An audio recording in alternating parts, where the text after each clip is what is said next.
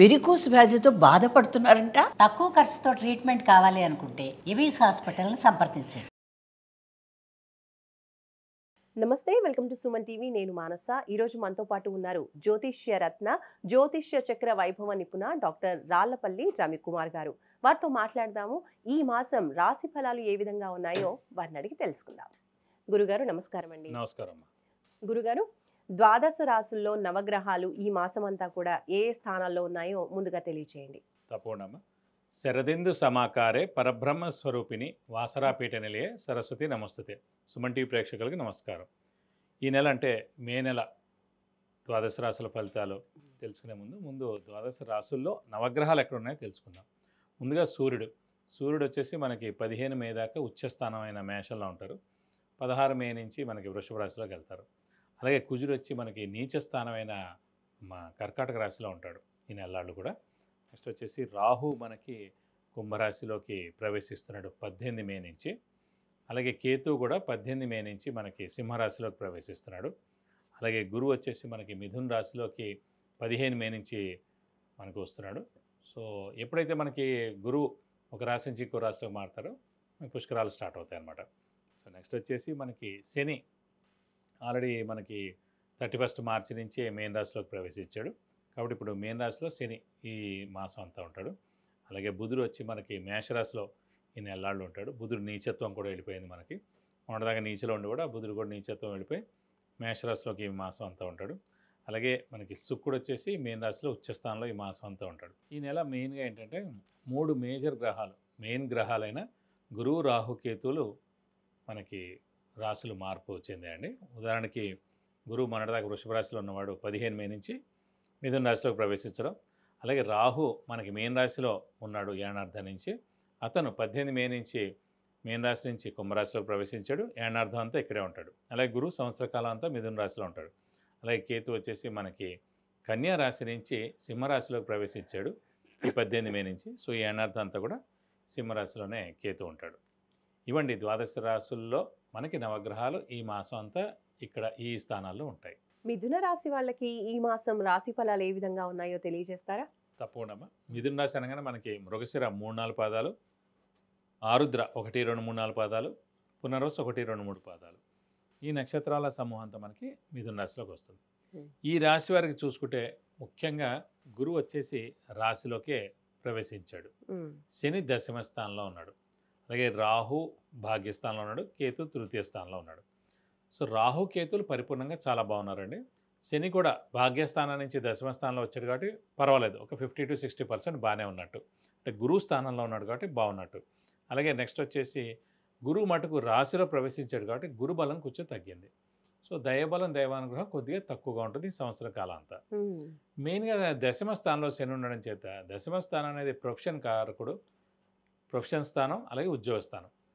Profession కారకుడు, ఉద్యోగ కారకుడు ఎవరికైనా సరే శని.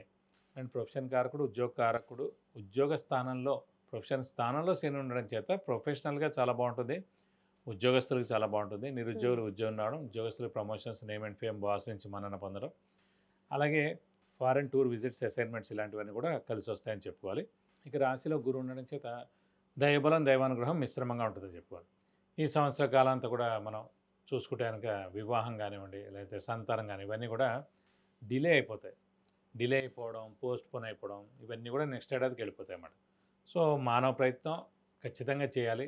దైవబలం పొందాలి, దైవానుగ్రహం పొందాలంటే కొన్ని పరిహారాలు ఉన్నాయి, అవి చేసుకుంటే కనుక ఖచ్చితంగా పొందవచ్చు. కాబట్టి ఇది కాకుండా ఈ రాశి వారికి మెయిన్గా యోగకారకుడు, అదృష్టకారకుడు, లక్ ఫేవర్ చేసే గ్రహమైన శుక్రుడు ఉచ్చస్థానంలో ఉన్నాడు. ఈ నెల్లాళ్ళు శుక్రుడు ఉచ్చలో ఉంటాడు కాబట్టి ఈ నెలల్లో మనం అనుకున్న పనులన్నీ ఖచ్చితంగా నెరవేరుతాయండి. ఎందుకంటే ఎప్పుడైతే అదృష్టకారకుడు ఉచ్చలో కానీ స్వస్థానంలో కానీ ఉన్నాడో ఆ పీరియడ్ ఏదైతే ఉంటుందో ఆ టైంలో మనకి డబ్బుకి ఏం లోటు ఉండదు, ఆరోగ్యం చాలా బాగుంటుంది. అలాగే అవసరానికి ఏమైనా డబ్బులు కావాల్సినా కూడా ఇవన్నీ కూడా సమకూరుతాయి. ఇది కాకుండా ముఖ్యంగా వ్యాపారస్తులు ఎవరైనా ఉన్నా కూడా కొంచెం మిశ్రమంగా ఉంటుంది. ఎందుకంటే గురుబలం పరిపూర్ణంగా ఉండాలి వ్యాపారస్తులకి. ఈ సంవత్సరం కాలం అంతా కూడా మిశ్రమంగా ఉంటుంది వాళ్ళకి, గురువు రాశిలో ఉన్నాడు కాబట్టి. సో స్పెక్యులేషన్స్ జోలికి వెళ్ళకండి, షూరిటీస్ పెట్టకండి, మధ్యవర్తిత్వం వహించకండి, కొత్త వ్యాపారాలు స్టార్ట్ చేయకండి, ఎక్స్పాన్షన్ కూడా చేయకండి. ఉన్నదేదో ప్రస్తుతం నడిపించండి. నెక్స్ట్ ఏడాది గురుబలం పరిపూర్ణంగా ఉంటుంది కదా, అప్పుడు చేసుకుంటే మంచిది. ప్రస్తుతం మటుకు అదృష్టకారకుడు ఉచ్చులో ఉన్నాడు కాబట్టి ఈ నెలలాడు కూడా చాలా బాగుంటుందని చెప్పుకోవాలి. అలాగే మంచి నేమ్ అండ్ ఫేమ్ కూడా ఉంటుంది. అలాగే తీర్థయాత్రలు కూడా చేస్తారు. రాశిలోనే గురువుని అంటే తీర్థయాత్రలు ఎక్కువ చేయడం, దైవ దర్శనం చేసుకోవడం, గురువుల్ని దర్శించడం, గురువు యొక్క బ్లెస్సింగ్స్ పొందడం, ఇవన్నీ కూడా పరిపూర్ణంగా ఉంటాయి.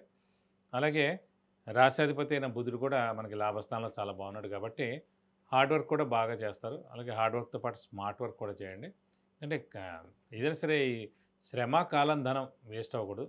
జ్యోతిష్యం కూడా మెయిన్గా శ్రమ, కాలం, ధనం వ్యర్థం కాకుండా ఉపయోగపడుతుంది. ఎందుకంటే ఇంత కష్టపడి శ్రమ వేస్ట్ అవ్వకూడదు, ఇన్ని రోజులు కష్టపడి కాలం వేస్ట్ అవ్వకూడదు, అక్కలేని వాటి మీద డబ్బు ఇన్వెస్ట్ చేసి ధనం వేస్ట్ అవ్వకూడదు. కాబట్టి శ్రమ, కాలం, ధనం వేస్ట్ అవ్వకుండా ఉండడం కోసం జ్యోతిష్యం ఉపకరిస్తుంది. మరి వీరికి ఆర్థికంగా పరిస్థితి ఏ విధంగా ఉంటుందంటారు ఈ నెలలో? ఆర్థికంగా అంటే సాధారణంగా గురువు రాశిలో ఉన్నాడు కాబట్టి మిశ్రమంగా ఉంటుంది. కానీ యోగకారకుడు, అదృష్టకారకుడు, లక్ ఫేవర్ చేసే గ్రహమైన శుక్రుడు ఉచ్చస్థానంలో ఉన్నాడు కాబట్టి ఆర్థికంగా చాలా బాగుంటుంది. ఎప్పటి నుంచి ఎవరో డబ్బులు ఇవ్వాలి, వాళ్ళు తప్పకుండా ఇస్తారు. మన దగ్గర అప్పు తీసుకున్నారు, వాళ్ళు ఖచ్చితంగా ఇస్తారు. వడ్డీ వ్యాపారం చేస్తూ ఉంటారు, వాళ్ళకు కూడా ఈ నెలలు కూడా జాగ్రత్తగానే డబ్బులు ముడతాయని చెప్పుకోవచ్చు. మీరు కొత్త అప్పులు అయితే చేయక్కర్లేదు. సో కాబట్టి ఆర్థికంగా మాట ఖచ్చితంగా బాగుంటుందని చెప్పుకోవాలి ఈ నెలలు కూడా.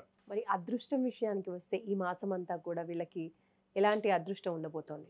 అదృష్ట విషయం వచ్చేటప్పటికి ఏంటంటే మిథున రాశికి పంచమాధిపతి, వ్యయాధిపతి, పంచమ స్థానాధిపతి శుక్రుడు, వ్యయ స్థానాధిపతి శుక్రుడేడు కాబట్టి ఈ లగ్నం కానీ ఈ రాశికి కానీ యోగకారకుడు, అదృష్టకారకుడు, లక్ ఫేవర్ చేసే గ్రహం శుక్రుడేడు కాబట్టి గత 2-3 నెలల నుంచి ఉచ్చులోనే ఉన్నాడు కాబట్టి 2-3 నెలల నుంచి వీళ్ళకి చాలా బాగుంది కూడా. ఈ నెలలు ఇంకా చాలా బాగుంటుందని చెప్పుకోవాలి.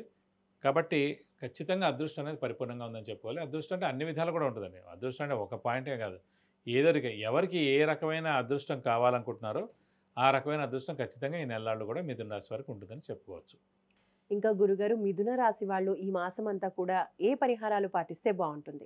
మిథున రాశి వరకు కూడా మెయిన్ ఇదే అండి. ఎందుకంటే గురువు రాశిలో ఉన్నాడు కాబట్టి గురు బలమే తక్కువగా ఉంది కాబట్టి ఇందాక మేషరాశి వారు చెప్పుకున్నట్టుగానే దత్తాత్రేయ స్వామిని ఎక్కువగా ఆరాధించడం, ప్రతిరోజు దత్తాత్రేయ స్వామి అష్టోత్తరం చదువుకుంటే మంచిది. అలాగే మనకి ముఖ్యంగా ప్రతి గురువారం ఉపవాసం ఉండడం, ప్రతి గురువారం దత్తాత్రేయ స్వామి టెంపుల్కి వెళ్ళి 41 ప్రదక్షిణాలు చేస్తే మంచిది. ఆయనకి అర్చన కానీ అభిషేకం కానీ చేస్తే చాలా మంచిది. అలాగే ఇంకా ఉధృతంగా ఉందంటే మటు ఖచ్చితంగా గురువుకి 16,000 సార్లు జపం చేయించి శనగపప్పు కేజీంపో ఒక ఎల్లో లుంగి 1,000 రూపాయల వరకు గోల్డ్ ఐటమ్ దానం ఇస్తే కనుక దోషం మొత్తం తొలగిపోతుంది. ఎందుకంటే ఈ గురుబలం అనేది ఈ సంవత్సర కాలం అంతా కూడా తక్కువగానే ఉంటుంది కాబట్టి ఖచ్చితంగా చేయిస్తే చాలా మంచిది ఒకసారైనా సరే. అలాగే ఈ గానగాపూర్ వెళ్ళి దత్తాత్రేయ స్వామిని దర్శించుకుంటే కూడా చాలా మంచిది. గురువారం రోజున కానీ లేదంటే పౌర్ణమి రోజు కానీ వెళ్తే కనుక తప్పకుండా మంచి బ్లెస్సింగ్స్ పొందుతారు. గురుబలం పొందితే కనుక ఎలాంటి అడ్డు ఆటంకాలైనా తొలగిపోయి మీకు అన్ని విధాలా మంచి చేకూరుతుంది. విద్య, ఉద్యోగం, వ్యాపారం, వాహన యోగం, గృహ యోగం, ఇంకా ఇలాంటి ఎన్నో విషయాలకు సంబంధించి మీరు గురుగారి నుంచి అపాయింట్మెంట్ ద్వారా తెలుసుకోవాలి అనుకుంటే స్క్రోల్ అవుతున్న నంబర్కి కాంటాక్ట్ చేయండి. మిథున రాశి వాళ్ళకి ఈ మాసం అంతా కూడా ఏ విధంగా ఉంటుంది రాశి ఫలాలు, ఫలితాలు అనేది తెలియజేసినందుకు ధన్యవాదాలు. నమస్కారం.